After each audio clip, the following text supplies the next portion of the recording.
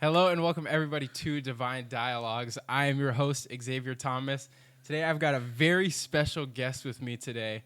I don't want to put this title on you because maybe you don't want it or something like that, but just for the context of the people watching, you're an ex-NFL player, but this is what I'm going to title it, ex-NFL player to child of God. Come on. How about that? Come on, I love it. So I am here with Hunter Bryant, and first of all, before you get into any life story stuff like that, I just want to say for people watching and maybe they don't know who you are, but they hear oh, this guy played in the NFL.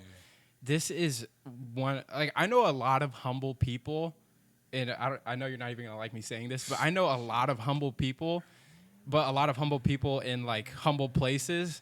This dude is one of the most humble people I've ever met, and he's been to the top, played in the highest level of football, have had crazy amounts of influence, I'm sure, throughout high school, killing it, college, killing it, and even in the NFL. So I just want to point out that I also want to give you this sort of word of encouragement that people who see you or maybe knew you when you were in the NFL or in college and high school, whatever, you're not the same guy. And I didn't know you back then, but you're not the same guy. And so people coming up to you being like, oh, what's up, NFL, college, stuff like that. He's a child of God. That's it. It's not That's it. and it's not that you have to forego football, and we'll get into that. But it's just dope to see your humility, the way you talk to people, watching you at church and stuff, talk to everyone. And I remember one time we were talking, it was me and you talking,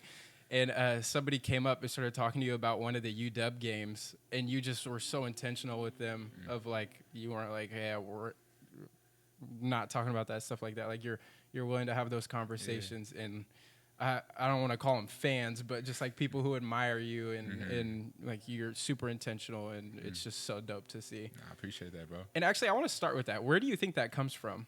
Especially having been to the NFL, obviously that's a place where people, big egos, sometimes egos clashing. Where did the humility come from? The Lord, bro.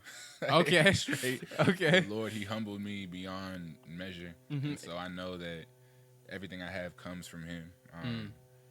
Everything I have can be taken. Right. It's really just how we steward it. And so even when people do come up and talk to me about my past in football, kind of like you said, I like being seen as a child of God, a servant of God. Yeah. Before the NFL. And so even when I started going to motion, that was a shift because everyone saw me as a football player, and I hated that. Sure. But at the same time, I started to realize no, this is still a platform that you have. This is still a place of influence, you were saying that you have. That now instead of sharing darkness as I did before, I could share light. So when you were in the NFL in college days and high school days, because high school is where you really started to pop off, right? Yeah. So in those days leading up to the NFL, were you a super prideful dude? I was definitely prideful. Yeah. Someone defined pride as trying to do everything myself. And I like for that. Sure would try to do everything myself. I didn't rely on anyone for help. Relied on my own strength for everything. And so I was prideful in the sense that I thought I could give myself everything that I needed. Interesting. That's hearing you say that just now, and what we were talking about before. We were talking a little bit, just for context, we were talking a little bit about how I had been lacking in certain areas of my spiritual disciplines and stuff, and you acknowledged the way that you found success in consistency and working out specifically, but just other things was having community. So hearing you go from that conversation to you being in my past I used to want to do everything myself. That's pretty crazy. That was insane. What do you think is one of the most obvious ways that the Lord humbled you? Man, 4 knee surgeries and dying in a car accident.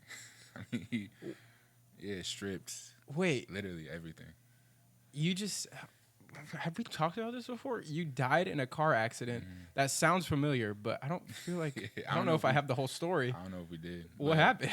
Yeah, in a 3-year span, ended up having 4 knee surgeries in that car accident. But right after my rookie year in Detroit, I already tore my ACL 2 weeks prior. Didn't know.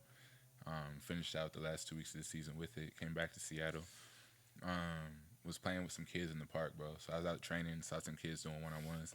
I was like, oh, that's fire. Like, like if I was in high school and some dude in the league came up and was like, bro, let me run routes with you, I would have been like, fire. Like, yeah. 100%.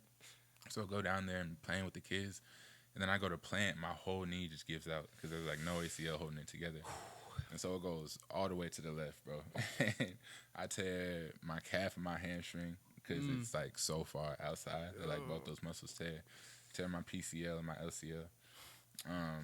I got an MRI later that day. They said they couldn't even find my ACL because it had been torn for so long that my body like absorbed it. Oh my! Which I didn't know bodies did. Yeah, that's weird. It's wild. But then I ended up going back to Detroit, and 2 weeks after me blowing out my knee, I get in a car accident on my way to the facility. 2 weeks after, you said? 2 weeks after. It's like in a 2-week span. And mind you, too, I saw some crazy demonic stuff. I don't know how much you guys be talking about on this. Oh, we're getting into that for sure. Bro, I'm like bookmarking everything in my head. But literally, so the day before the car accident, saw some crazy demonic stuff. Saw someone get fully possessed, like face change, voice change, stuff you see in the movie, like crazy work. Whoa. I was not walking. That was in Detroit? In Detroit, yeah. Because you were playing for the Lions at this time, right? Playing for the Lions. So I was going back there for prehab, for surgeries, trying to get me ready for the next season or seeing what that recovery would look like. And, yeah, so see the demon leave this person, see peace come over there. Whoa. Were you saved at this point? I knew Jesus, but I was not walking with Jesus. You were just in a journey. Yeah, very much lukewarm. Yeah. Thanking God that He forgive my sins because I'm about to go sin that night. Like very much consistently. Yeah. But I never saw someone walk with God in my life, and like saw what fruit looked like. Okay. Never saw someone walk with just with the light of the Spirit in there. And so I had no example of what that even looked like. Sure. But yeah, so the next morning, driving to the facility, end up, I don't know how this happened, but pass out getting on the on-ramp, basically, like in a dream. And it switches to a different dream, but I'm facing backwards on the freeway. And then there's a semi and like a big Jeep in the middle lane. And a lot of my dreams come true. I don't know if it's prophetic or just deja vu or whatever it is, but I treat my dreams like they're real life. And so I'm like, yo, if this is real life, like, this is a fried situation. I was like, I'm backwards on the freeway, like, this is all bad. And so I was like, I don't want to get hit head on by either of these things, so I got to shoot for the gap of the wheels. And so I crank my wheel over, drift, and then right before, like, I hit the side of the semi, it goes black, like the dreams where you're dropping, and right before you hit the ground, it goes black. I switched to a different dream. And like 5 minutes or 10 minutes into that dream, my life literally flashes start to finish. And I'm like, yo, the last dream I had with the car accident was it a dream? Like, I just died. And go up, talk to God, and chopping it up with him. And he's like, you did good with what you had. Like, just lived a life of pain, I would say, like physical, emotional, all that. And I was still trying to love people, but didn't have an example of love. Sure. But hurt a lot of people. But God's grace is crazy. And I'm like, I had a recent revelation about His grace, so we can get into later. But it's fire. He's like, you did good with what you had, and you could stay here and like enjoy like eternity of peace, or like I have more for you to experience, I have more for you to do, and you can go back and do that. And He showed me a vision of my future. And basically like placed me in my future, bro. And so nothing was moving. It was like a screenshot. And I was in my kitchen, in my home, and I could tell it was my home just because I haven't really had like a solid home before. And that was, I could tell it was just home. There was peace and there was joy and there was love. And I saw the back of my wife's head across. And I felt like feelings that I was searching for my whole life through football, through money, through weed, through girls, like through relationships, through all these things in the world that I was trying to comfort my soul that was crying out. And I felt my soul fully at peace, but fully living in the fruit and the abundant life that it talks about in John 10:10. Whoa. And especially for me, like I'm an athlete, so I strive. Like I strove. I think that's the right word. Yeah. I think you're right. Strove for the NFL my whole life, got there, striving for peace and striving for joy and striving for all these things, and couldn't find it. But when I felt that, I was like, yo, whatever I need to go through, I'll go through it. Wow. And God put me back in my body. I went through the hardest, that was 4 years ago. Went through the hardest 2 years for sure in my life. super, super depressed. Lost everything, bro. Was stripped. And, like, this is where the humbleness comes from. Mm-hmm. It's like I saw the Lord take everything, but it wasn't the Lord taking everything. Matthew 7, it talks about your foundation. Mm-hmm. If you build it on sand, right, when everything comes, it will crash. Mm-hmm. And great is the fall. That's what it ends at. Mm-hmm. And so the fall was great because I built this massive castle that if someone from the outside, someone from the world looks at, it's like, bro, you have everything. Mm-hmm. And so it looked so appealing from the outside, but inside it was empty. It was lonely. It was just painful, bro. That's crazy. So you're thinking when you're facing this semi that it's a dream, but it's reality. It's reality, bro. The time went dumb slow. I'm over here thinking, like, what would I really do? You don't remember, like, the feeling of a crash or anything. It was just black. Yeah. That's black. crazy. I've actually, and not that this is, it's kind of relevant in the sense of, like, I've had dreams similar to that. One time, this was crazy. I'm still chewing on this, and I don't know what it means. But me and my mom had the same dream the same night. And it was like, I was sitting out, there's like a park over there. I don't know if you saw it when you drove by, but there's a school. And then I was sitting like in the field of the school, and I'm looking out at the horizon, and I'm with a bunch of people. And then a planet just comes up out of nowhere and like a planet, a planet, like a whole, like a whole, what the heck? Okay, we're good. Like a whole planet just comes up out of the horizon, and I'm like, oh shoot, it's about to hit us, and I'm thinking this is real. Like I'm thinking this is real life, and I'm like, oh my gosh, I'm about to die, and I'm freaking out, kind of, but I'm just like, this is it, and then it hits, and everything just goes black. And then I remember having the most peace ever because I was like, I'm about to wake up in heaven. Like, that was my thought. And then I woke up here and I was pissed. I was like, dang, I thought I was about to be with the Lord. Oh, I think that's why babies cry when they're born. Oh, interesting. Wait, go more into that. But, like, when I remember waking up, because I woke up for the first time, I was on the freeway. And my car went through the bottom of the semi, so the whole top half was gone. So I wake up and I see like gray clouds and I see an exit sign, and it's Detroit in February, so it's like 13 degrees. I'm like, this is fried. I'm gonna go back to sleep. And so go back to sleep, wake up in the ambulance. This dude asking me like, wait. You just went under a semi, and then you wake up, which is already crazy. Yeah, I don't know how long it's been because it took him 45 minutes to get me out my car. Because I had to do drives of life, saw everything out. Like, when I saw my car a week later, bro, it was... But this is funny because you're like, oh, screw this, it's cold. I'm going back to sleep. And then you just wake up in an ambulance. Because that felt like a dream, too. Because, like, how are you going to wake up and then see an exit sign? Like, yeah. No, that's... crazy. That's crazy. Ever. Sorry, I didn't mean to interrupt you, but go ahead. You good. You were talking about you think that's why babies cry. Oh yeah, it's fire. I'm gonna need you to like remember what we're talking about. I'm doing my best. But I remember getting to the hospital and like being fully conscious and like seeing everything. But like after feeling like peace, like you were saying, like that peace of death is. I don't think death is truly a bad thing. Like it is sad that we don't get to experience Earth, and like God did make Earth to be a sanctuary for us. Like He made Eden to truly walk with us, enjoy just pure pleasure. You feel me? Yeah.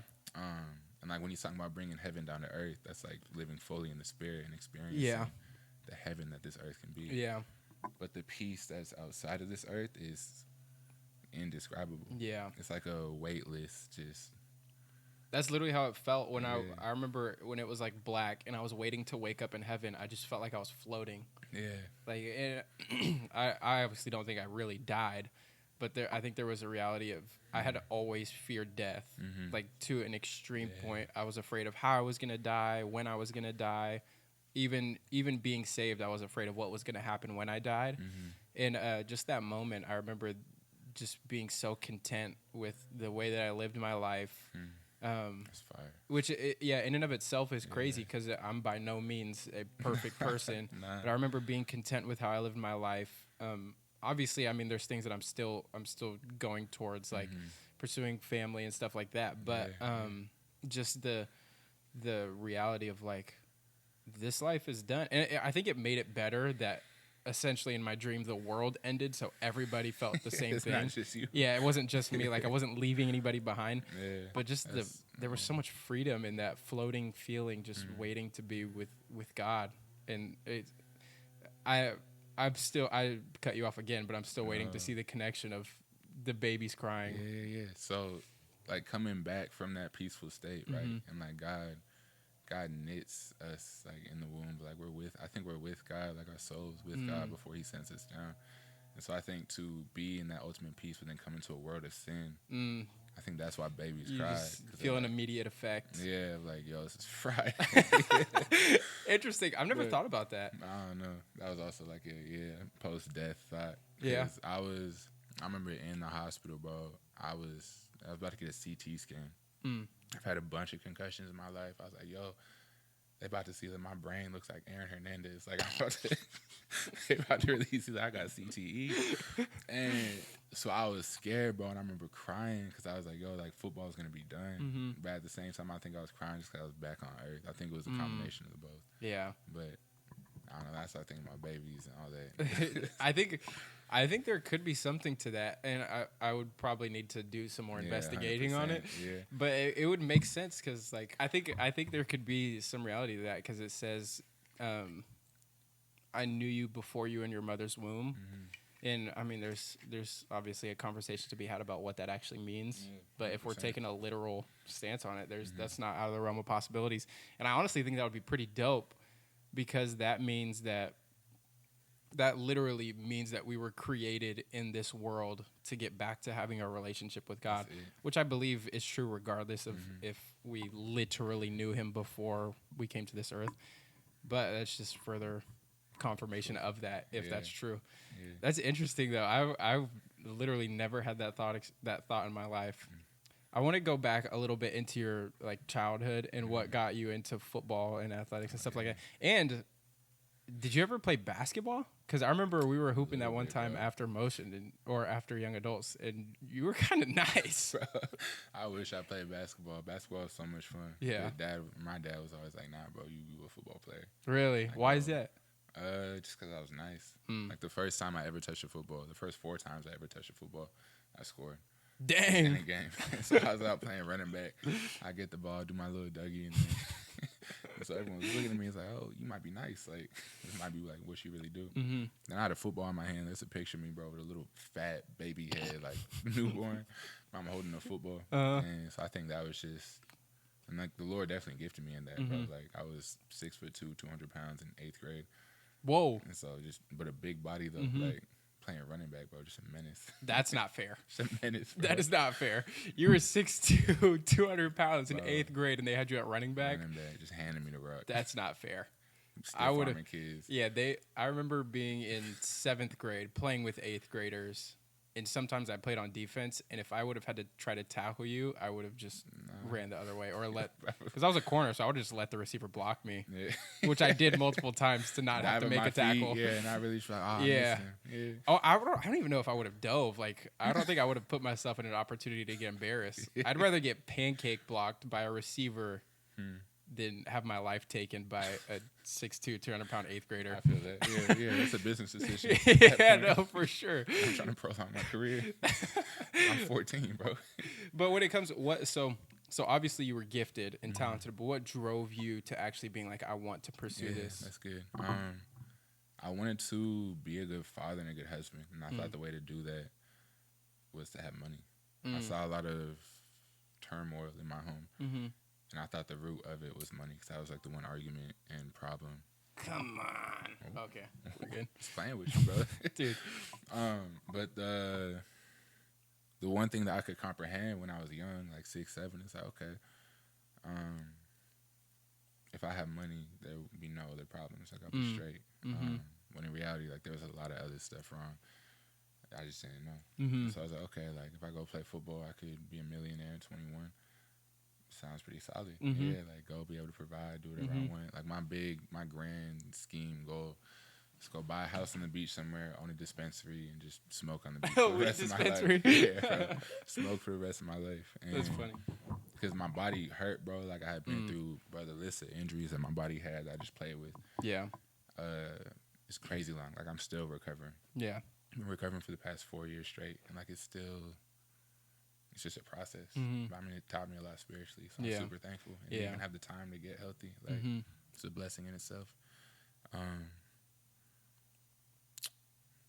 What was the question? Just like your passion for football, how that grew. Yeah, and I was good at it. Yeah. My dad was helps. a trainer. Yeah, and so helps. I was working out when I was 6 and 7, like just in the gym, weight on my back and all that. Like my little sister could squat 300 pounds when she was 13. Dude, I don't even know if I could do that now. Yeah, bro, like she's a freak. That's crazy. She's a dog, bro. Like but my genes definitely help. But also like we had a gym in our garage that we would just get after it. Yeah. And like my dad would work a lot of like older athletes out, so I was young, seeing high school and college students. Yeah. So would you just say that's like you growing up? That was just who you are. That was your identity. Was football. 100%. Yeah, I remember experiencing a lot of that. And for me, it was all self-inflicted. Like my parents never put any pressure on me to be anything. But for me, the drive was always like being an athlete in some capacity, whether it was football, basketball, baseball, whatever it was. And I just remember having a feeling of like this isn't enough. And the reason I think I felt that was because I was always going to something new. Yeah. And so like when the basketball season was over, I was doing football. When the football season was over, I was doing baseball. It just the feeling of like this isn't enough. And so wanting more. And I think that's ultimately what led me to Jesus, obviously. But just like that facts.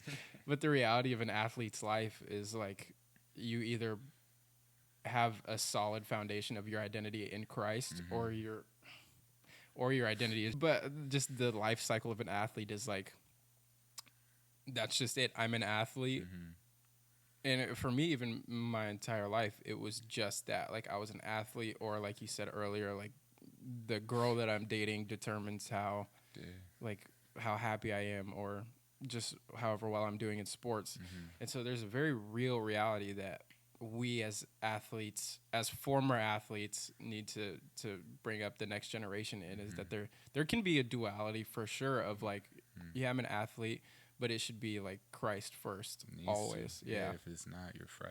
So what would you give which this could actually transition into the next thing, but if you're trying to give an athlete coming up, let's say a high school, college athlete, even a professional athlete, because you've been there, if you could give them a piece of advice, what would you give them? Matthew 6:33, like seek first the kingdom of God and his righteousness, everything will be added unto you. And I think when our eyes are purely set on God, anything, because an athlete's life is so volatile. You feel me? You can get traded, you can get hurt.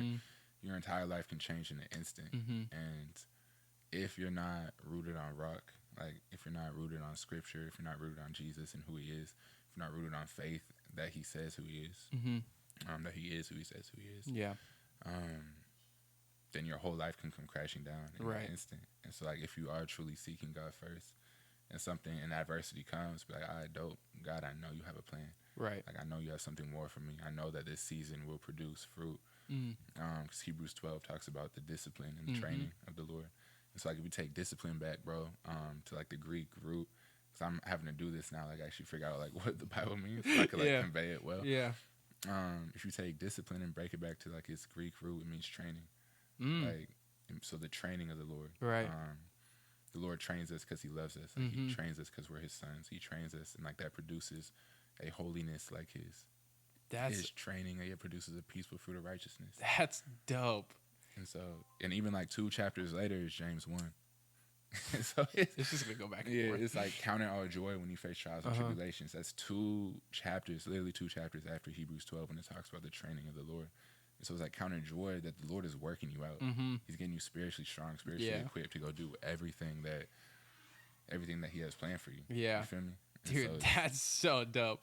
And so going into, you talked about a little bit, like, oh, you're having to study this stuff now because you're trying to convey the Bible. What is this new season of your life that you just stepped into? Yeah, so I just got fully on staff with FCA, which is Fellowship of Christian Athletes. And I'm the chaplain for the UW's football team. And so, let's clap that up. Appreciate y'all. Dude, that's so dope. And not just because, like, you're the chaplain for UW, but you went there too. Yeah. So went there literally a couple years ago. Yeah. Played there, know everything that they're going through. And yeah, like I was telling you before, like when the opportunity came up to apply for this position, or like when I was asked to put an application in, the fear and unworthiness came up immediately. Mm-hmm. But I think I am so uniquely equipped for this job, Mm-hmm. and to speak life into these players and be someone that they can come to wholeheartedly and see them not as an athlete. Mm-hmm. So I think you're talking about identity. When millions of people see you for what you do on the field, see your stat line and that's all they know about you, or like see your highlights on YouTube, then like how can you not see yourself as an athlete? You feel me? And it's just like a football player. But if I can come in and like see them as a son of God, see them as a brother in Christ, see them as a man who off the football field, their life is so much more important than what they do on the football field, and kind of just speak life into them and truly see them. I think being seen is so important too. It's like even when you were talking about that fan earlier, to truly spend time like wherever you are, not be so quick to rush off to whatever is next for you, and like this in this society that is just so busy and so fast, but to actually like take a second, be fully present, see everything that there is to see everything that the Lord is putting in front of you. Yeah. It's like every second the present is truly precious. You Yeah. feel me? And we're so quick to look to the future. We're so quick to just dread the past, or like feel so much weight in the past that we forget like the present. And I think even going through adversity too, bro. That's good. Like when we go through adversity and we think of like everything we have to go through, or see the mountain that we have to climb, like we forget that all the blessings that we have currently. So like that heart of gratitude keeps you present. Yeah. It's like, yo, the Lord has blessed me with so much right now. That's so fire. I remember so we were on the same MI Olympics team, which we should have won. Yeah, I don't know, John. That was crazy. We should have won. Team too, bro. Bro, we were so tough. Green team. So tough. Bro. But I remember after MI Olympics, I was watching your highlights on, because I obviously knew that you played in the NFL and stuff like that, but I was watching highlights from college, and I was just like, because you had like basically carried us in the Olympics. That's cap. No, I mean it was a full team thing, but like when it came to like physical stuff, like you come on. But I just remember like, because I was like, I've never actually seen this guy play football, and so I was watching your highlights, and I just remember being like, this is not the same dude. And it was like, I think I called you after immediately. You had just I like woke you up from a nap, and I was like, oh shoot, is now a good time? And you were like, yeah, it's fine. I just remember saying that, and like, or I remember thinking that and being like, this is not the same dude at all. And part of it too is like, obviously you'd been renewed in Christ, but I think just the passion that you had for football was like you could tell that you were like in the highlight rows, like you could tell that you were talking crap to the opponents and stuff like that, and just saying crazy stuff. Like you just know, like you can't see the mouths and the so some stuff. You can see the energy. Yeah. It just like the difference in even competition of just like, he didn't talk to any of these opponents the way that he's talking to them, and it's just like, it was crazy to see. So I think you are the perfect candidate to do that, because you've seen both sides and the reality of like, yeah, football is intense, but like you don't have to talk about somebody's mom on the field. And not that you were doing that. I don't know what you were saying. Probably some crazy stuff, but I don't know what you were saying.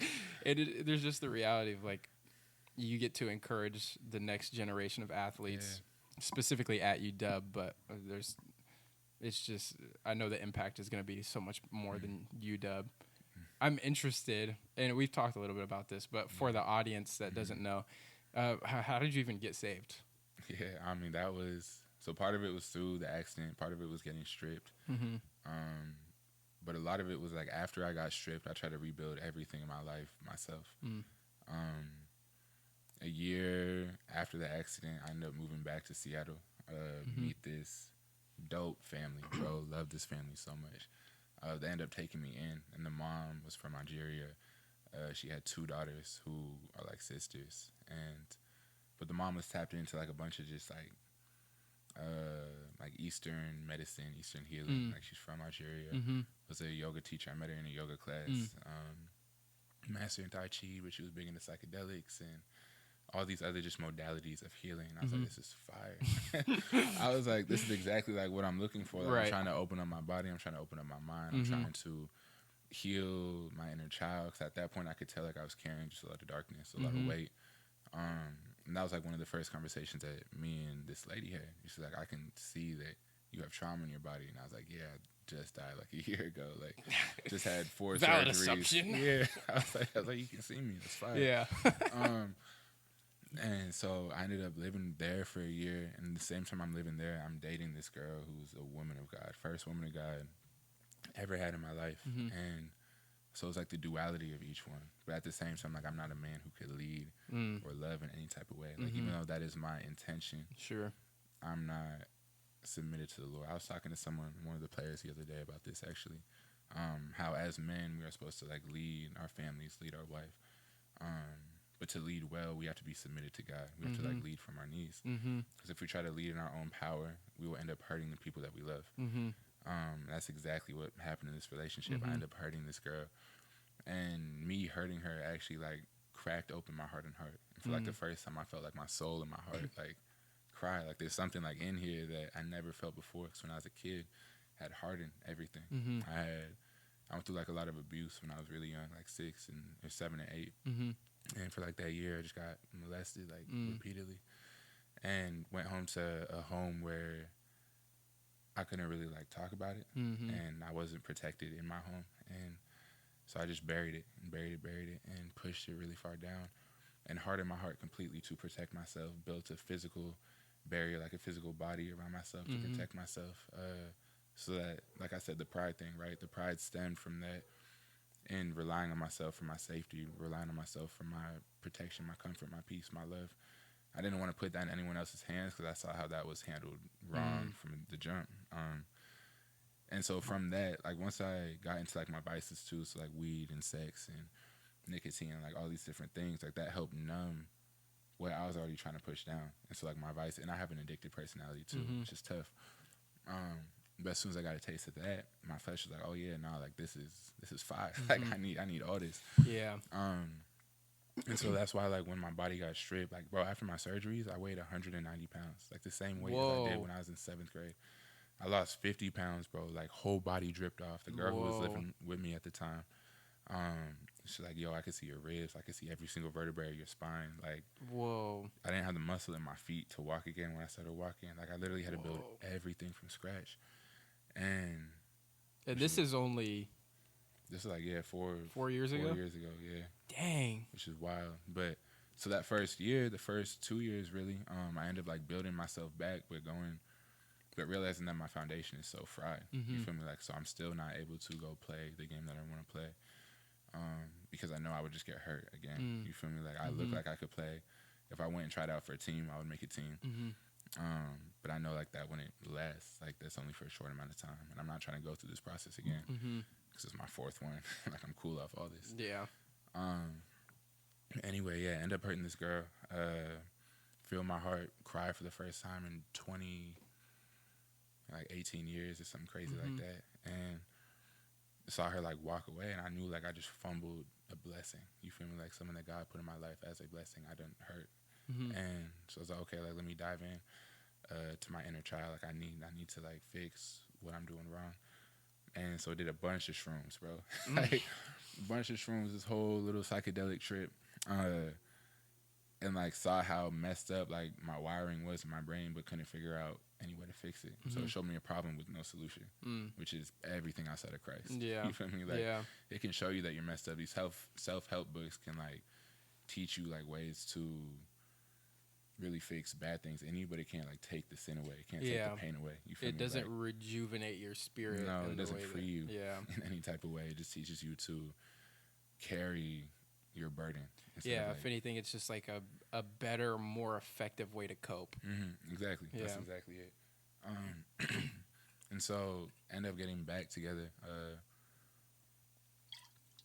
with this girl, bro, like 3 months later. Like, did a lot of work on myself, made progress, but still not submitted to the Lord. And we ended up having... pull the mic a little bit. Oh, yeah, my bad. You're good. I'm straight. And basically, we have, like, another big trauma in the relationship. And I see how I'm hurting her physically. I see how I'm hurting her spiritually. I see how I'm hurting her emotionally, bro. Like just frying this beautiful girl, like just woman of God, and pulling her away from God, like because I'm not walking correctly, because I'm living with pain.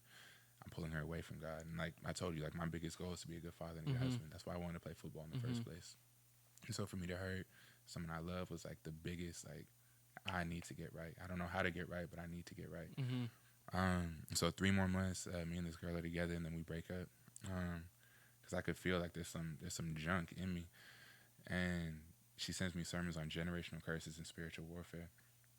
First time I see this stuff talk from the pulpit, I was like, yo, this is everything I've been looking for. This is everything I've been looking for in crystals and Reiki healing and all this energy and spiritual stuff. Because mind you, 2 years prior, like I saw a girl get fully possessed. Right. I was like, I know this. Yeah. You like, already were open to the reality of the spiritual side. Yeah, and I saw demons all the time when I was a kid. Like I would go to sleep, see them all in my room, bro. Be mad scared, but I have to tell myself, like, yo, this isn't real, this isn't real, this isn't real. To try to cope with it. And convince myself it wasn't real. Sure. Like anytime I watch like Paranormal Activity, The Conjuring, anything like that, I'll be scared, bro. Like frightened. Like there's not a lot that could like scare me, but all that junk would scare me because I'm like I can protect myself, right? But if a ghost is pulling me down the stairs, like I can't. There's nothing you can do. I can't. No, nothing. Like unless you have the. At least you didn't know then. Yeah, you didn't know then there was nothing. You could do. I was like, I'm fried. Like I'm helpless. Yeah. And so that scared me. But anyway, so I'm watching this sermon. I was like, oh, this is like, is this the truth of Do you know who the sermon was by? Stephen Darby. I don't think I've ever heard of him. Bro, if y'all don't know Stephen Darby, go look, bro. Shout out Stephen. Bro, he's passed now. But this sermon was like 10 years old. Oh, okay. And so he's spitting game. Like 10 years ago, bro, like putting everyone on game. I started going through all his sermons, and I was like, first time really like listening to sermons for real. Then I watched another one on fasting. And it's like fasting isn't just food, it's idols. It's things that you're going to for comfort that isn't the Lord. And I was like, well, shoot. I mean, I've smoked every single day since high school. I spent more on weed in Detroit than I did my rent. Like, I was constantly Did they not drug test in the NFL? Once a year. So, so you just have to be right for that. Yeah. Certain if time. you can't, then it's probably a problem. Yeah. So after you pass that one, then you're straight for the rest of the year. In college, it was a little bit more difficult. But anyway, yeah, so I was like, okay, I smoke every single day. Like, that seems like a vice. Couldn't be alone. Like, didn't know. Like, sex was like my first form of love. Well, like, lust was my first form of love, which the enemy loves. You feel me? Like, he wants to pervert every good thing of the Lord. Yeah. Into something that just feeds the flesh but kills our soul. So it was like, yo, like, yeah, girls, I definitely wanted nicotine as one, but I had a vape in my mouth like it was a flavored binky. Could not go without it, bro. And so I'm like, okay, like, let me fast from these. Let me put these up for a month and see what God does. And so the night of, I'm like, yo, this is fire. Like, felt the spirit. I was like, yo, I feel good right now. The next morning I wake up, my flesh is screaming at me. Yeah. Like, I hadn't not woken up and rolled up in years. You feel me? And to not, like, to wake up and not, like, hit my vape immediately was not something I had done forever. And so I was like, yo, I don't know what to do right now. I was also living in a home where both the people living in me, it was a different home than the other one, than the other ladies. But both the people living there would smoke and vape. And I was like, yo, I just need to get out the crib. Like, I have my vices in rooms next to me. Like, I need to get out or else I'm going to slip back in. So I go to a coffee shop, get in the word for like 5 hours. And the Lord starts ministering to me, bro. I read Proverbs first. And it's telling me everything that fools do. And how it doesn't produce anything in their life. And I was like, I see the truth in this because I did everything. Like, everything that it says a fool did, I did, and I saw the fruit of it. Like, I saw where I was at in my life. Wow. I saw how I lost everything. And so it's like, if this is true, maybe the things that it's telling me to do will actually be beneficial. Like, this is something I could learn from. And so the word was like my first mentor, bro. Like, my first person, anyone who like really spoke life and like led me well outside of like just football. Sure, I was as a football player. Yeah, sure. That's crazy. So I remember, how did you get connected with motion? That's a crazy. Yeah, okay. Yeah, so 2 weeks after I started like doing my fast for my vices in the word every day. In Proverbs it says respect your mother and father, and I was like, shoot. But I hadn't talked to my dad in 8 years, 7 years since I left in high school. And so I remember sending him a text, being like, yo, like, love you and appreciate you. Because I think a lot of the times, like, people do the best with what they have. Like, even if people hurt us, it's like from the hurt that's within them. And so, like, our heart should honestly break for the people persecuting us. Right. Like, Jesus on the cross, getting beat, spit on, and he's like, forgive them for they do not know what they're doing. Like, they're operating from a place of pain and darkness and death, and not the life and the light that Jesus died to give us, you feel me, so that we could fully live in. That's very good. But yeah, so forgave him, and I was like, okay, this is fine. I'm 2 weeks sober. It was the 2-year anniversary of my last knee surgery. So I was like, okay, Lord, like, I'm ready to go back in the NFL. Like, send me out. Like, I'm straight now. Like, we good. I promise you we good. Later that day, so I told you I got molested and, like, abused when I was a kid. I pushed that down, had no memory of it. Later that day, the lady who I lived with was working on my jaw, and these memories started coming up. Like, just a flood of memories, a flood of emotion. It felt like my body was being electrocuted, like head to toe. It felt like I was being tased or something, and my vision would go white. And that happened for like 5 minutes, like on and off. And then when my vision would go white, memories started coming up of like this stuff happening. And all the emotions came up with it too. And mind you, like, this is emotions that I've repressed for years. So it's like a volcano erupting of like the shame and the disgust and the anger and the rage and the sadness, and like every negative emotion was just on 10, bro. Like OD. Yeah. And I was like, I don't know what to do with this right now. I was like, I can't go smoke this away. I can't go kick it with a girl. Like, I'm 2 weeks sober. I was like, yo, like, I have no idea what to do. So I get in my car, leave the lady, get in my car, start smashing with like 130 on the freeway, bro. Like, rage, just crying, like angry crying. Like, my first prayer to God was like, thank you that he's already dead, so I don't go kill this dude. Cause like that's really just what I was on. I was like, yo, like, I don't know what to do right now. I pull up to this river, and nobody's there. It's the middle of July, and no one's at this. Like, I think it must be a popular river. You feel me? And so it's just me and God. So I sit on a rock and I cuss God out for like 3 hours. I was like, yo, like you got me so messed up, bro. I was like, out of everything, like, why did you put me back here? Why did you bring me back to life just to experience more pain and see how the life that I already thought was just full of pain and depressing was even worse than I thought it was. Like, I was carrying so much. Really lament, bro. Like, either a Psalms lament or a Job lament. Like, really crying out, like, why are you doing? Like, just take me home. Like, I'm not trying to be here no more. After 3 hours, bro, I am spiritually empty, physically empty, emotionally empty. Like, I done poured everything out. Like, I couldn't do nothing but just sit there. That's when I felt God come down and, like, basically just give me a hug, bro. Like, felt his presence so evidently. And it's like, man, you've been carrying this your whole life. Like, you've been carrying this pain your whole life and going everywhere for comfort but me. It's like, I want you to know, like, I am all you need. I strip everything away so you can see that I am all you need. It's not the money you have. It's not the career, not the platform, not the position, not the girl.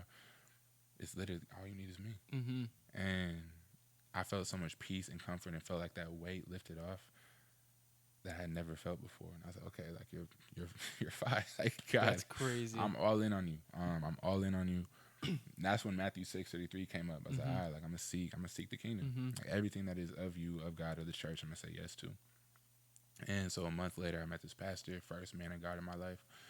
He takes me out to a church in Snoqualmie, which is probably like 45 minutes east of where I'm living. It's a mob.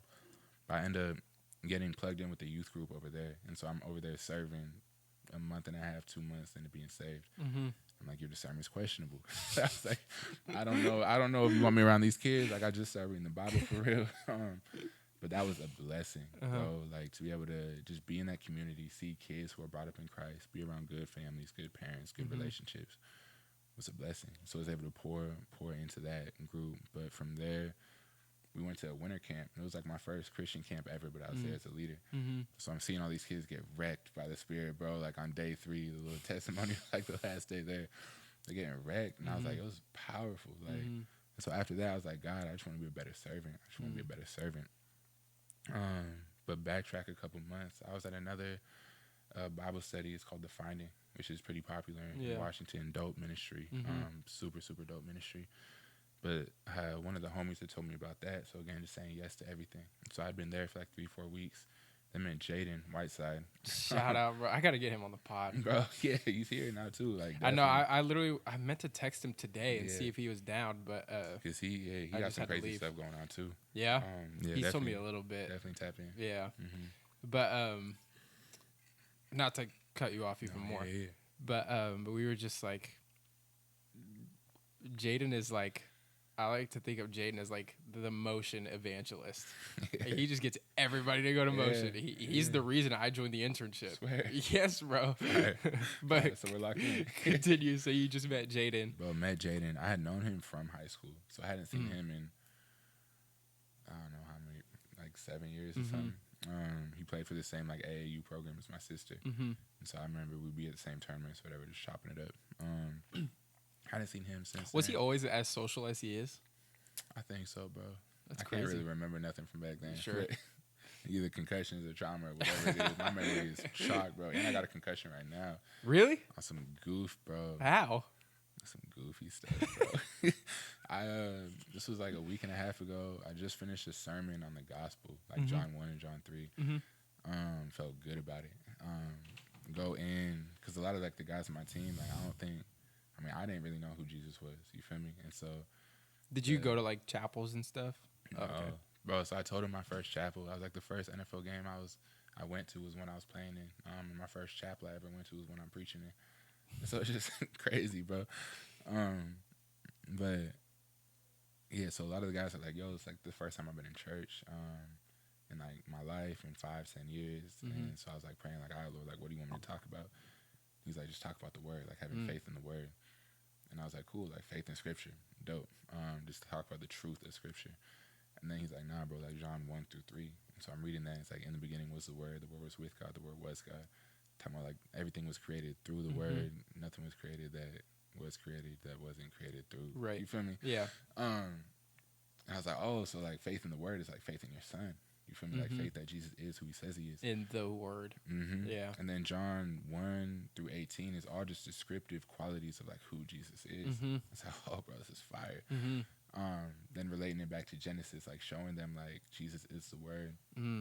When God created everything by saying it, you feel me? It was made through him. Like it's the voice of God that was made flesh to dwell among us, to show us the nature and the characteristics and the qualities. It's crazy because the Bible literally says, and God said, let there be light. And then it's in the beginning was the word. It's that's just a crazy. Bro, John 1:26, let us make man in our image and our likeness. And I was like, oh, okay, this is fire. That's crazy. And mind you, like college players are getting paid off of like name, image, and likeness. You feel me? Oh, don't do this to me right now. Name, image, and likeness. And it's like their own. They get a dollar sign basically attached to them. You feel me? Like based off their play of who they are, the brands that they can get, like all this stuff, like name, image, and likeness is like their worth. It's like, nah, bro. Like we bear the name of Christ. We are Christians, and we are made in His image and His likeness. Dude, like we could really walk in that better. His name, His image, and His likeness. That's it. That's fire. And so I'm trying to start like a little sermon series on just like the different names of God and like what that really means. Because like when we really know His identity, we can invite Him into those places in our life. Like if we know that He is full of grace and truth, like it says in John 1, it's like, okay, if I have shame, I can go to this God who is full of grace and truth. That's so fire. Like he did not come to condemn me. You feel me? He came to save me. That is so fire. Like if we know that He is the true light, any darkness that I feel, I can go to Him, knowing that He will like enlighten that darkness. He will bring light to the places that are dark. Dude, that is so. Bro, I'm telling you, like God is so fire, bro.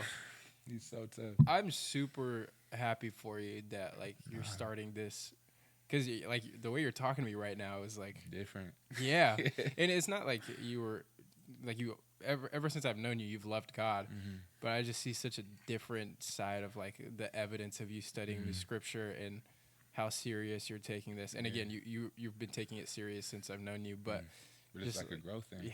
Yeah, right? Just maturing is growing. And it's been like probably like 6 months since we've talked. Yeah. And I think the last time we talked, you were talking about how you were still trying to get back to the league. Yeah. And so when you were like, no, I'm a chaplain now, I was like, yeah, bro. What? I had to grieve that during the summer. I actually gave up. What was that about? Like, what led you to not wanting to go back to the league? Bro, it's just my body. Every time I would get something right, another thing would come up, and there was just layers and layers and layers of compensation from years of injury that I just pushed through. Like in high school, bro, in 8th grade, I broke my tibia and my fibia, like snapped my leg, dislocated my ankle, crushed my growth plate my freshman year of high school. I had 2 breaks and 2 stress fractures and like the L4, L5 discs in my spine. Bro, broke my collarbone, separated my AC joint, tore my labrum. Bro, just head to toe, like body was beat up, and then 4 knee surgeries. You feel me, like yeah. And so actually taking time to take a step back and get everything right correctly, and not just good enough to go play again.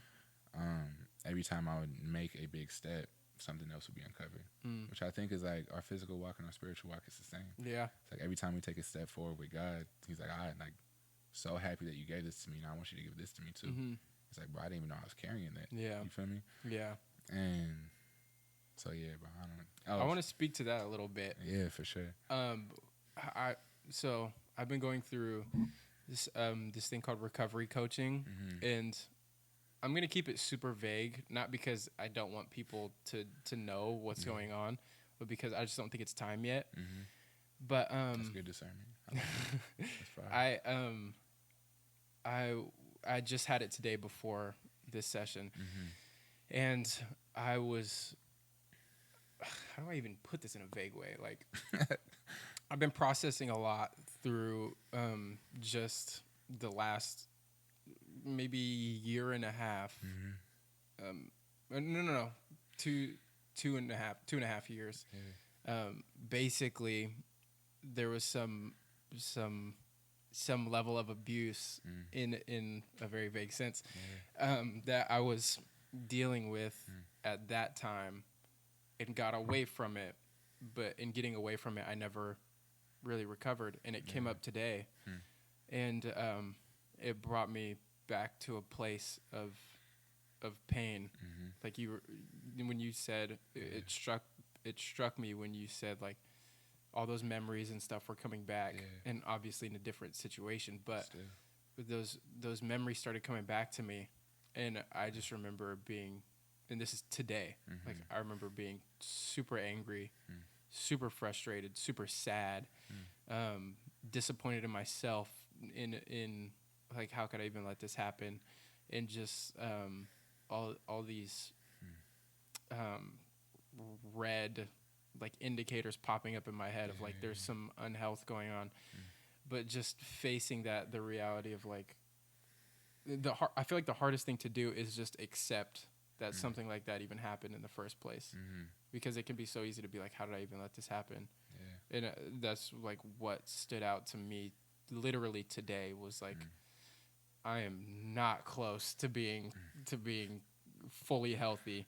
And it's like all these years of spiritual trauma, spiritual breaks that I've put on myself. Like, I'm dealing with the repercussions of having not dealt with those sooner.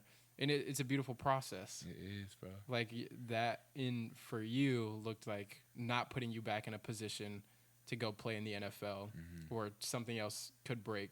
Another concussion could happen, which we still need to get into how that concussion happened. But just and then in the spiritual sense for me, like the reality was like, okay, yes, these things happened, but now you're gonna be in a place where you're not gonna let them happen again. And if you deal with it right, you're not even gonna be in a position where stuff like that even starts to show its head. So good. And so it's just like that is super encouraging to me in going through something like that in the here and now. And who knows how many people are going to see this and how many people are going to be encouraged by that. But how do you have a concussion right now? First off, bro, I just want to encourage you in the process and falling in love with the process and not being too hard on yourself of like, yo, like how did I even let this happen? Like, God has so much grace for us. And I think what this concussion is truly like teaching me is like, I can't remember nothing. Like, it was super bad a week ago, and I'll get into the story of how it happened, but super bad a week ago, and I was telling you, like, I just finished this sermon, right? And so I went and okay, I'm gonna tell the story. Okay, so I was working out, right? I got this gym in my crib. Was lit off this sermon. I was like, bro, this is a word. Like, this is so fire. Going to my gym, bro. I'm texting this little shorty that I'm talking to right now, and then put the phone down, start warming up, and I'm doing like chest pulls, right? Like pulls. I'm trying to activate my back. It's gonna be a little upper body day, pull day. So I do like 10 pulls at my waist, 10 at my chest. The first one I do to my face, bro, the band slides off to where it's at, hits nothing but my eyeball. Like, and mind you, bro, like it's one of the big black bands that people be doing pull-ups with. I'm all the way stretched back, bro. Like this junk done slip off, bro. It's like knotted at the end, right? Because this is for surely on me. I didn't even think about this though. It's like, you know, like the little, how like the safety racks on the squat bar be coming out like this, and so it was wrapped around this, but I was standing like on this side of it, and so it for surely like slipped off. But I mean, this got to be from the enemy because it's the first rep I did in my face, and it hit nothing but my eye. So mind you, the knotted end like comes, they punches my junk, bro.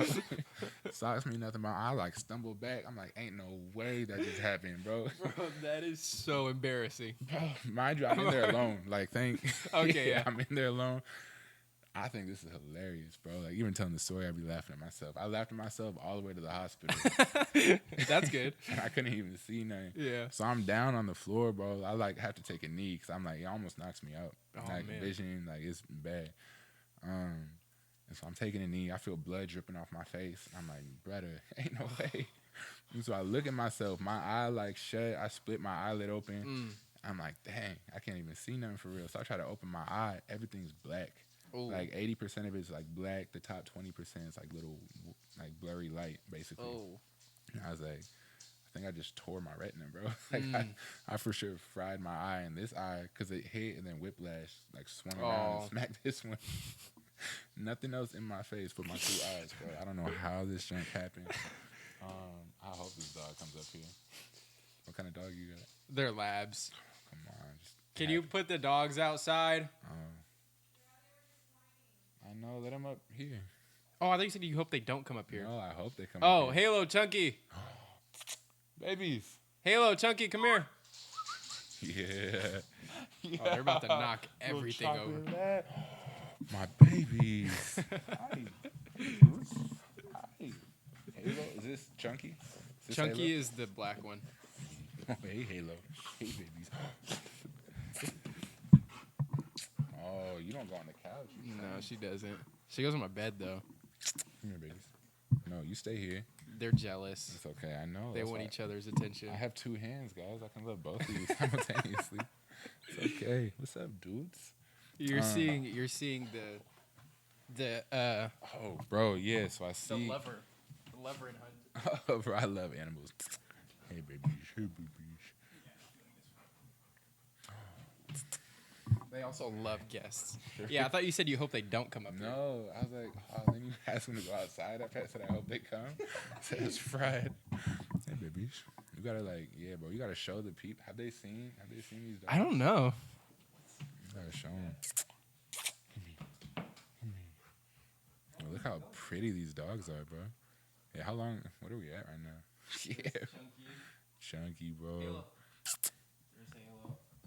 Oh, Chunky, bro. Chunky's cute. Chunky's a chiller. I could tell. A little chill dude, just chocolate lab, bro. She used to not be. I mean, how old is she? We got her my freshman year. Hey, baby. So 8. Hey, oh. You can do it. What? I think she's like 8. That's just so fire. That's so funny. Okay, let me lock in. I forgot what we were talking about. My eye, bro. Yeah. Your concussion. Oh my. Your self-inflicted.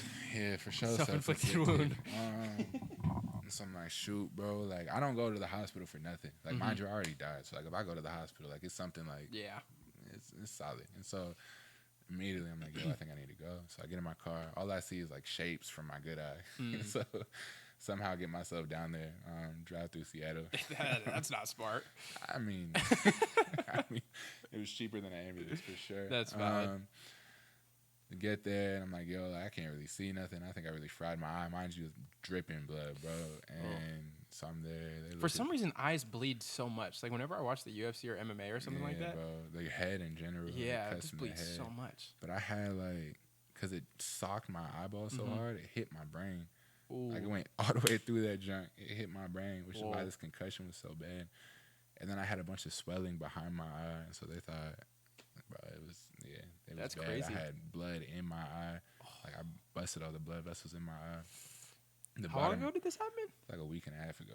Dude, you can't even tell. Nah, bro, it's kind of crazy. That is crazy. Like that goes to show too. Like just me in general. Like I will always look solid on the outside, but like the stuff on the inside don't always show. Yeah. So you got to be intentional. Like it's so easy to get like praise and like have other people be like, oh no, you're high functioning, you look happy, you look good, but like really check on how people are really doing for real. Yeah. But I'm doing great, by the way. but yeah, so I still don't have the bottom peripheral in this eye. Like they said, they don't think it's gonna come back. So really? I lost this joint. And it's like my 3rd, 4th week of ministry. So I'm like, that's how I know this summer's gonna be gas. So if this junk happening right after, well, it's about to be a word. But that whole week, I couldn't remember nothing. Like I went to open up my notes and I was like, I don't remember writing any of this. Like all the revelation I got, whatever, was kind of just out the window. Cause still, I couldn't even read either. Dumb, light sensitive, like couldn't be outside. I was sleeping for like 16 hours a day. This happened on Tuesday. I had to preach on Friday. And so I go to preach. And right before, God's like, identity. And I was like, oh, fire. Okay, like everything about this. Like we're just going to focus on Jesus' identity, who he is, what he came down for, all that stuff I mentioned earlier. But then this week, as I couldn't remember stuff, I was like, I'm so present right now because I don't remember anything in my past. And I was like, God remembers everything and anything, but he chooses to forget. He chooses to forget like the bad things that we've done and gives us full grace as if like he doesn't remember anything. You feel That's me? fire. He looks at us like he doesn't remember anything in our past. And it's like that image of grace is so powerful, bro. Dang. And so like to be able to walk in that yourself, being like, yo, like I know like, bro, like it kills me every time I think of the people that I've hurt in my life, especially like the people who I've loved. Kills me. But like just remembering to like have grace and pray for them when that happens, or pray for yourself, or like just go to prayer, like go to God as the answer for that. For sure doesn't take away the things that you did, but it allows you to move past it. Yeah. In a good, healthy way. Like he died so that we don't have to carry that weight. Yeah. And I feel too there's a level of like it's coming out now for a reason. And like for you, those injuries were coming up for a reason for this new door that was opening. So for me, like these spiritual wounds are coming back up because it's timing. Like, and he wants to take that away from you. Right. Like there's already weight that you're carrying. Yeah. You feel me? And it's like obviously like if I had dealt with this earlier, I'd be at a maybe a potentially more healthy place and further along. But if I'm further along, that might be where the enemy wants me and not where God wants me. And so, I think of it too, like sometimes we're not even in a place to deal with what we're carrying. And so he gives us stuff when we're ready to like process it, when we're ready to work through it, when we're ready to bring it into the light. Yeah. He's not going to give it to us in a place where it could be detrimental. It could really set us back and take us away from God. And sometimes like that backsliding is good for us. Like, like it gets us to the spot where it's like, okay, I need to refocus completely. Dude, I need to bring God back in. Gosh. I just yesterday I had a friend reach out and be like, he was telling me like he was struggling, feeling like he's backsliding and stuff like that, and I had been feeling in a similar way, but I was just in the moment like I don't even think it had to have been the Holy Spirit because I had never thought about this before. But I was like, God's sovereignty allows for our humanity to take over us sometimes. And then when I wrote that, I was like, first of all, that's fire. Like that's a bar. But then I was like, dude, I need to hear that. Like myself. Like God's sovereignty allows our humanity to take over sometimes. We have free will. Yeah. And it's there for a reason. Like God's sovereign plan allows for a bump in the road. Like, and he already knows the bumps that we're gonna take. Exactly. Too, which is crazy. Exactly. And that's so comforting because like it takes the burden off me to be perfect and allow the one who is perfect to actually be perfect, and I can look to him. And it's like what you were saying earlier when you were talking about Leadership, like I've said this before. I don't know if it was on this podcast or on the churches, but like if I'm leading somebody, I want to lead somebody because I'm following Jesus. That's it. I don't want to lead somebody because I don't want to lead somebody by myself, because if I don't know where I'm going, they're following somebody who doesn't know where they're going. Exactly. And then they're probably leading other people that don't know where they're going. And if I fall off a cliff, there's just a line of people behind me that are going to fall off a cliff. Yeah. But if I'm following Jesus, I can have my trust in him because he's not going to lead me off a cliff. No, Like he's God. That's it. And if he does lead me off a cliff, it's like there was an intention and a reason for There's it. Intention. That's good. So bro, that's what kills me too. Is like you were talking about influence before. I had such influence, but I was using it in such a negative way. Sure. Where people would look at me, it's like, oh, like this is one of the best players on the team, best tight ends in the nation, and all he does outside of the facility is feed his flesh. Like he's and like that was my life. Like he's successful while feeding his flesh, and so I know that I could do the same. Like I want to be where he's at, and this dude's smoking every day. He's always with the dispo. He's always with the girl. Like all these things. And so that influence, like, bled its way into the people looking up, the young kids in high school, like, looking up to that. And that's why we don't even understand, like, when we are submitted to Christ, like, that influence that we have is crazy. Like, we are full of just Jesus' light, and we don't have to do anything to, like, that is our evangelism, is just walking with the Lord, like, being in the world as light. And seeds literally fall out of our pocket when we do that. Like, when we are full of the Spirit, bro, as we walk, seeds fall out. That's fire. It's not nothing we have to do to plant. It's the Lord planting it everywhere we go, because he's being seen through us. That's so fire. You feel me? I remember, and I'll this should be an obvious tie, but I'll try to make it more obvious than it is. But I remember when we were still in the internship. This was super awkward at the time, by the way. But I had given. We were about to go on a mission trip as second years, and I had given a girl a word that I felt like was from the Lord, and you were there, and then you were like, "Oh, you be doing that stuff?" And I was like, "Kinda, I don't know." But then you were like, "Can you give me a word?" And then I was like, "Oh shoot, I don't know." And it was a crazy moment. I was put on the spot, but then. In that moment because my first response was going to be no. Like I'm not in the like I had gotten this word for this girl earlier when I was praying and stuff like that. Like, no, this is not the time. But then I felt this sense of like, why not? Like the Lord can speak wherever as long as I'm willing to listen. So but when you asked me to give you a word, immediately I had one. Like I had a word from my what I felt like my like I was gonna this is what I was gonna say. I was gonna say because your plan was to go back to the NFL, and I knew that, so I was gonna be like, oh, you're gonna go back to the NFL and have such a massive impact on your teammates and stuff like that. And I was gonna say it in faith, like good faith that was gonna happen, not like trying to be manipulative or anything. But then I just felt like no, that's not it. And I remember what it was. It was that you were actually gonna impact what man sees to be the lowest, the lowly people. And then right after that, you had told me you had been doing a job with Ed Vickers, I think, where you were like junk kings. Yeah, you were junk removal. I was doing homeless camps. Yeah, and I didn't know that, and so that was really cool. But now I feel like because you were talking about the platform that you felt like you had that you led people astray on. I just feel this sense in like take this to the Lord, obviously, but that platform is going to be restored in the sense of like it might not be like you have 1 million followers on Instagram, but like he takes the broken pieces and makes them into something beautiful. So I don't think there's a reality to you led people astray and you'll never get the chance to redeem that. I think it's already being redeemed, bro. Yeah, exactly. Like even the last 2 years, it's been redeemed. That's so fire. It seems like my little sister, like curious about God because of like my walk with Him, and that's dope. Me and my little sister used to spark up together, bro. It was so fire.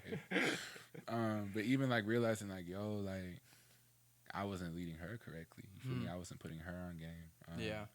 And so by my walk, it sparked a curiosity. Now we're able to have dope conversations. And that is so fire. And it's so dope, bro. Okay, so in wrapping up, I know we did this a little bit, like you gave some advice to some athletes coming up, but if you had to leave let's say everybody in the world is watching, every single person, and you had a message to just the general everybody, what would you say?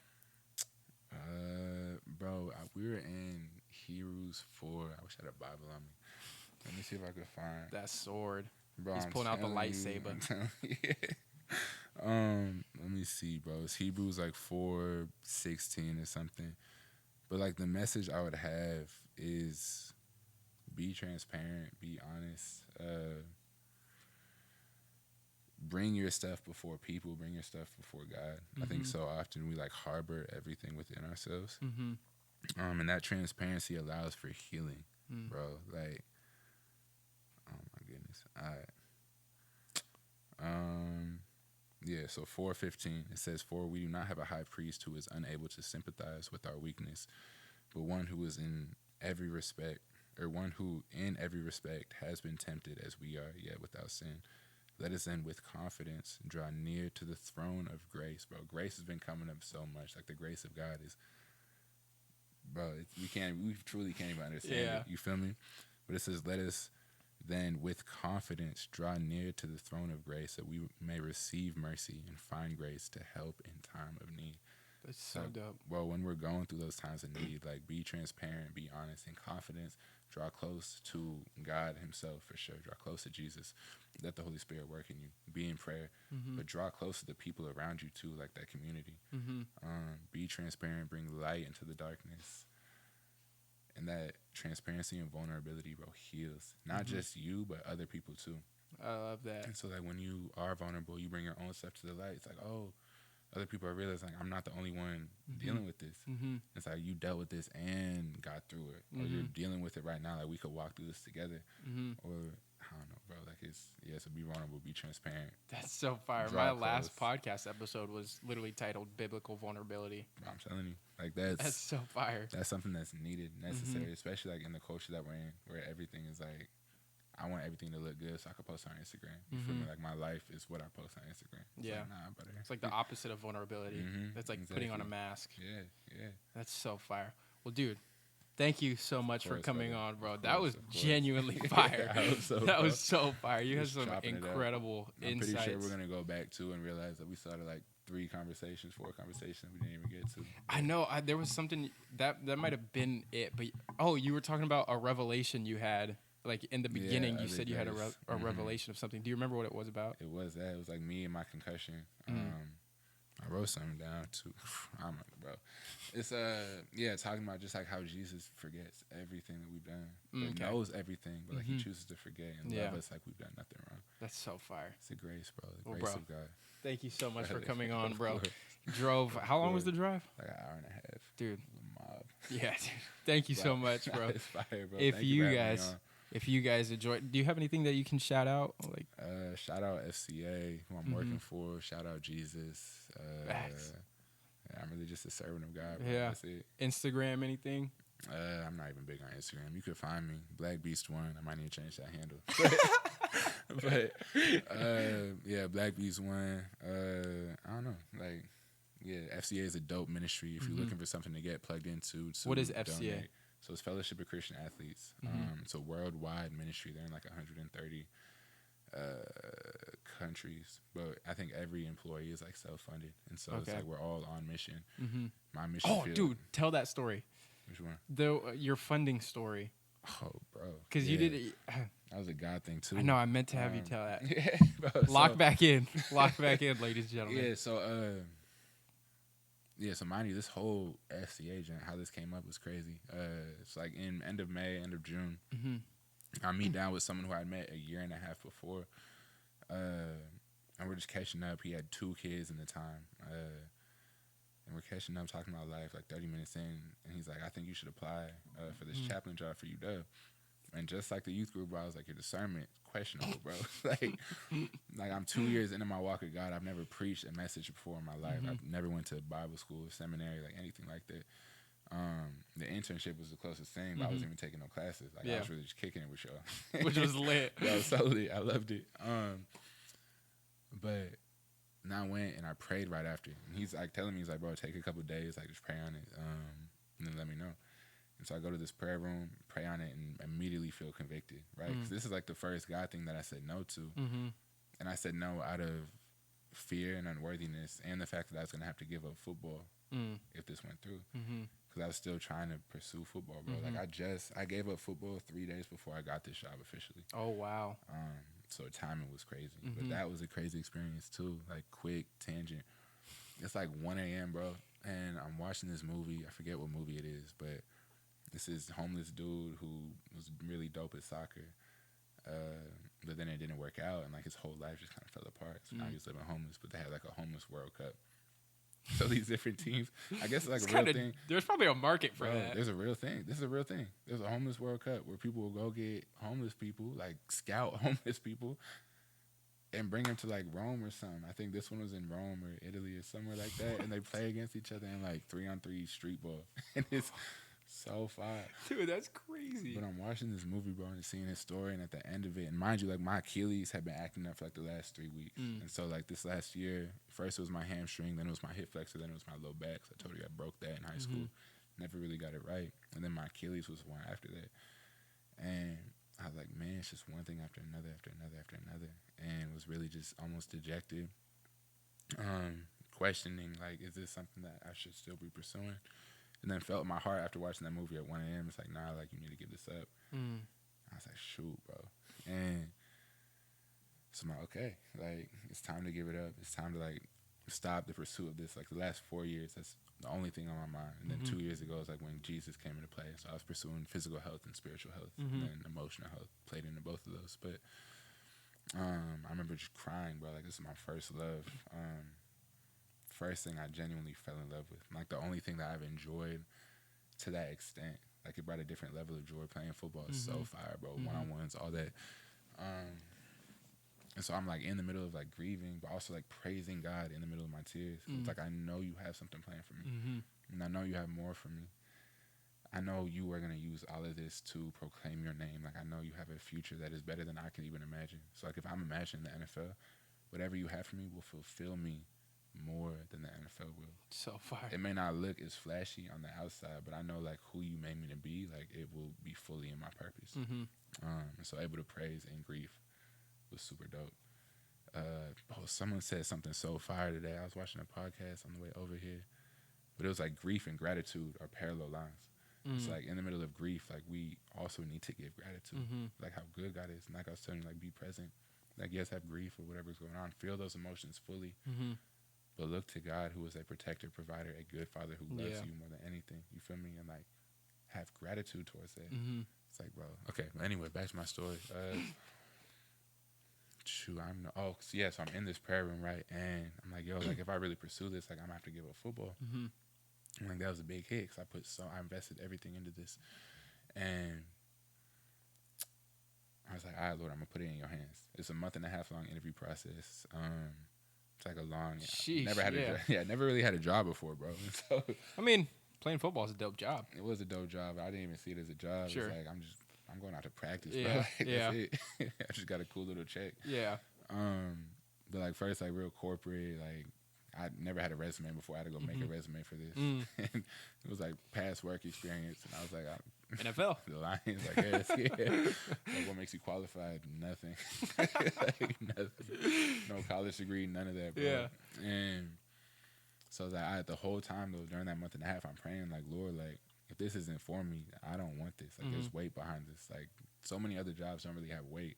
Like, yeah, carry the gospel everywhere you go, but actually, like, preach the gospel. It says that teachers get judged more harshly. You feel me? In the word. And I was like, I don't want to get judged more harshly. Like, I'm cool up all that. Yeah.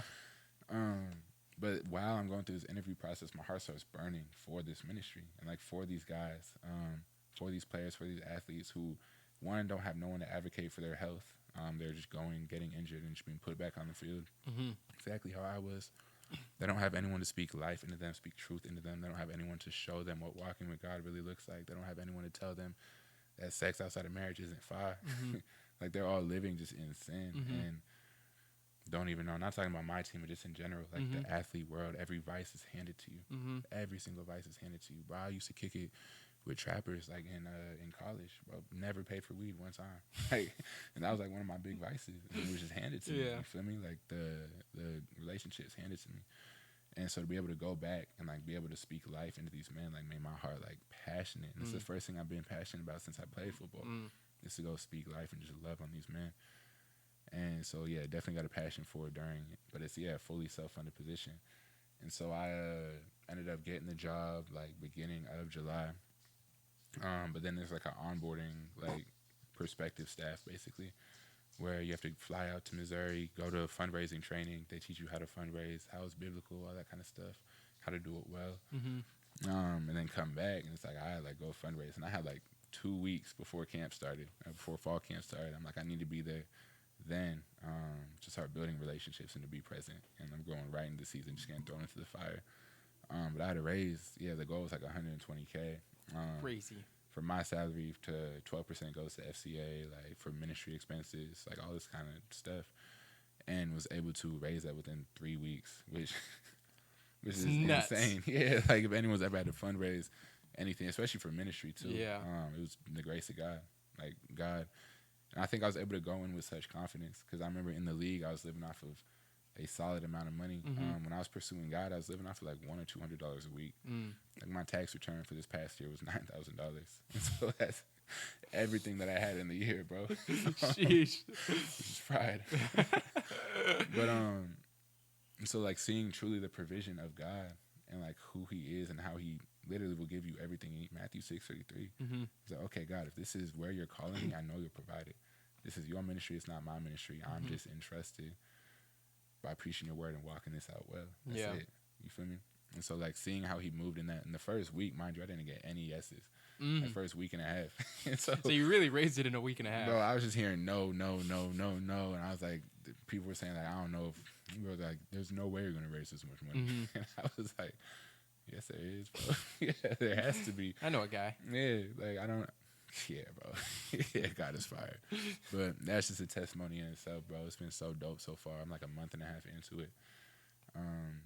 That's so dope. Yeah, just thrown into the fire. Shout out God, bro. Shout out, bro. Shout out His plan, His sovereignty. Literally.